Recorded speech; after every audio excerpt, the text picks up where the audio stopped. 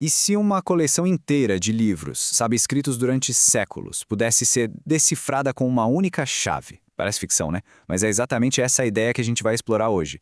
Uma única lente, para entender a narrativa bíblica de ponta a ponta. E o mais interessante é que essa chave, segundo essa linha de leitura, é proposta pelo próprio Jesus. Lá no Evangelho de João tem essa frase dita por ele: "São elas que testificam de mim." Pensa só na ousadia disso. Significa que toda a escritura, do Gênesis ao Apocalipse, aponta para uma única pessoa. Então, vamos mergulhar de cabeça nisso. Para começar, a gente precisa entender o que é, afinal, essa tal chave hermenêutica e como ela funciona na prática. Pois é, essa chave tem nome e sobrenome: leitura cristológica. O que isso quer dizer? Basicamente, é um jeito de ler a Bíblia em que Jesus Cristo não é só mais um personagem. Não, ele é o sujeito central, a peça que faz todo o quebra-cabeça fazer sentido. Cada história, cada personagem, cada profecia, tudo, de alguma forma, se conecta a ele. A grande virada aqui é que a Bíblia inteira passa a ser lida de um ponto de vista diferente. Não é mais sobre a perspectiva da Eva ou da Maria ou mesmo da igreja. Não, o ponto de partida e de chegada é sempre Cristo. Ele vira, assim, o centro absoluto da revelação e todo o resto literalmente orbita ao redor dele. Ok, teoria é bom, mas vamos ver como isso funciona na prática, né? E para isso, nada melhor do que ir para o nosso primeiro grande exemplo. A gente vai começar, claro, lá do comecinho, com a Eva, a primeira mulher. O texto-chave para entender isso está lá em Gênesis capítulo 3. Esse trecho é tão importante que tem até um apelido, proto-evangelho, quer dizer, o primeiríssimo anúncio do evangelho. Pensa bem, logo depois da queda, Deus fala para a serpente: "Porém inimizade entre ti e a mulher, entre a tua descendência e o seu descendente." Ou seja, já ali, no início de tudo, uma promessa estava sendo plantada. E agora, olha que fascinante. Essa leitura cristológica pega essa profecia e meio que decodifica cada parte. A mulher passa a ser vista como um símbolo da humanidade receptiva. A serpente vira uma metáfora para o poder do pecado. O descendente, bem, esse é o ponto central, é Cristo. A ferida que esse descendente sofreria, a cruz. E a vitória final sobre a serpente, a ressurreição. Tudo se encaixa. Então, o ponto crucial aqui é o seguinte: a promessa não é sobre Eva ser a redentora. De jeito nenhum. Ela é uma figura profética, um sinal.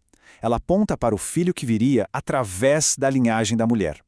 É como se, nessa visão, Cristo já estivesse ali, escondido simbolicamente, lá no Jardim do Éden.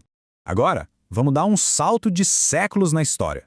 A gente sai do Gênesis e chega em Maria, que é apresentada como a nova mulher. E segundo essa interpretação, o Novo Testamento faz isso de propósito, sabe? Cria um paralelo direto com Eva, quase como um espelho que inverte totalmente a primeira imagem. E o contraste é impressionante.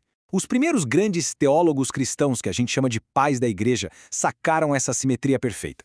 Pensa comigo, Eva ouviu um anjo caído e respondeu com incredulidade, e isso levou à queda. Já Maria ouviu o anjo de Deus e respondeu com fé, dando início à restauração. É o oposto perfeito. E a resposta de Maria, lá no Evangelho de Lucas, é o grande ponto de virada. Faça-se em mim segundo a tua palavra. A voz dela, aqui, não é só a voz dela. Ela representa toda a humanidade, agora restaurada, dizendo um sim definitivo ao Verbo de Deus, ao Logos. Mas aqui é super importante a gente não perder a chave de vista. Maria, por mais central que seja nesse momento, não é o centro da história toda. Ela é o recipiente da encarnação, o meio pelo qual Deus se torna humano, mas ela não é a fonte da redenção. A chave, o foco, continua sendo e sempre será Cristo. E tudo isso nos leva, finalmente, ao eixo central de toda essa interpretação: a ideia de Cristo como o novo Adão. É aqui que todas as peças do quebra-cabeça realmente se encaixam. Quem deixa esse padrão bem claro é o apóstolo Paulo. A lógica é simples e poderosa. Adão representa a humanidade caída, Cristo representa a nova humanidade. Nas cartas dele, Paulo chega a chamar Jesus de o último Adão, ou seja, aquele que veio para consertar, para reverter o que o primeiro fez. E essa inversão é poética quase. Olha só a simetria. No Éden, a gente teve a árvore da queda. Com Cristo, a gente tem a cruz, que é vista como a nova árvore da vida. Onde havia um fruto proibido, agora há um corto entregue. Onde a morte entrou no mundo, agora a vida vence a morte. E o mais interessante, onde a mulher participou da queda, agora a mulher participa da encarnação. É uma reversão completa, ponto por ponto.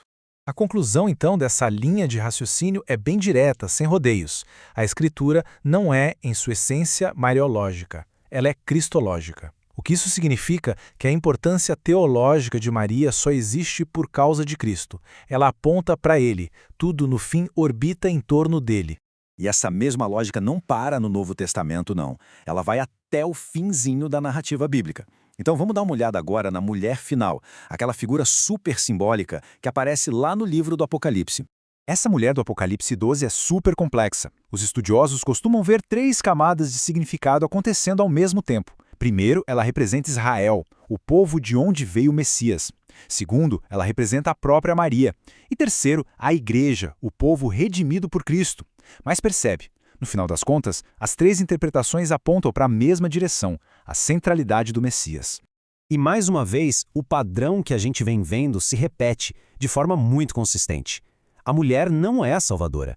É o Filho, que é Cristo, quem está destinado a governar as nações. É como se ela fosse o palco, o contexto, mas ele é o protagonista da peça. Bom, então agora é hora de amarrar todas essas pontas. Vamos tentar enxergar o grande fio condutor, o fio da redenção que conecta todas essas figuras ao longo de toda a história da salvação. Então, o grande movimento da Bíblia, quando a gente olha por essa lente, fica assim. Tudo começa com Eva, que simboliza a humanidade recebendo a palavra errada. Daí a gente passa para Maria, a humanidade recebendo a palavra verdadeira. E isso nos leva à Igreja, a humanidade unida a essa palavra. E no centro de tudo, imóvel, eterno, está Cristo, o eixo de toda a redenção. No fim das contas, o que essa interpretação nos diz é que a história da Bíblia não é, em primeiro lugar, sobre Eva ou sobre Maria. A grande história é sobre Deus se tornando humano para restaurar a humanidade. As figuras femininas são símbolos, veículos essenciais para essa história acontecer, mas uma história que é muito maior e que aponta para muito além delas.